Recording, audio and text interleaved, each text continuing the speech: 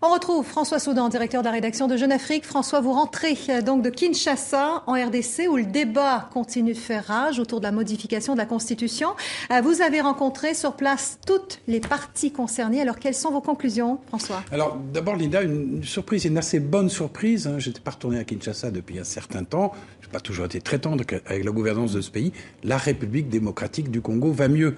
Les chiffres macroéconomiques, en tout cas, même s'il y a encore un fort déficit social, sont là pour le démontrer. Ils sont meilleurs qu'ils n'ont jamais été depuis une trentaine d'années, avec des taux de croissance à 8-9%, avec des salaires régulièrement payés, avec une inflation qui est maîtrisée et un franc congolais qui est stable.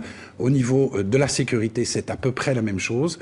Les choses vont mieux. Il reste encore des rébellions au Katanga et dans l'Est, mais la capacité de nuisance et d'attraction des milices prédatrices diminue au fur et à mesure qu'augmente la capacité de réaction et d'opérationnalité, si je puis dire, des forces armées congolaises. Alors l'économie, la sécurité s'améliore. Côté politique, en revanche, la situation est plutôt bloquée. Alors c'est une situation un petit peu d'apnée politique, c'est un peu dommage, c'est un peu l'arbre qui cache la forêt, mais c'est vrai, et tout tourne, le débat autour de 2016, l'élection de 2016 et l'éventuelle modification de la Constitution qui pourrait permettre, à condition qu'il le souhaite, à Joseph Kabila de se présenter à l'élection.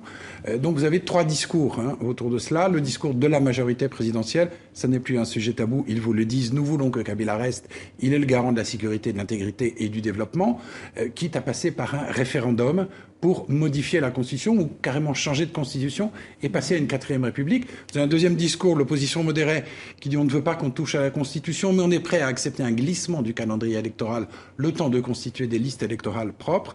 Et puis vous avez l'opposition radicale, qui est très divisée, mais qui se rejoint dans la transigence, parfois d'ailleurs dans l'outrance, une demande assez surréaliste de traduire Kabila devant la CPI, et qui, elle, dit ne touche pas à la Constitution, soutenue en cela par une partie de la hiérarchie catholique, en particulier par le cardinal Monsengo, qui est un prélat très politique, un petit peu comme on l'était à Rome au XVIe siècle, à l'époque des Borgia.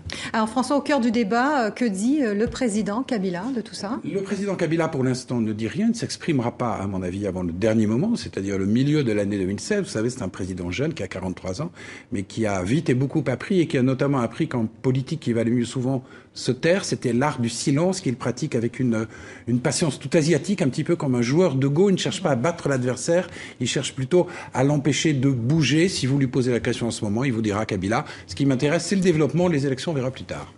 Merci François.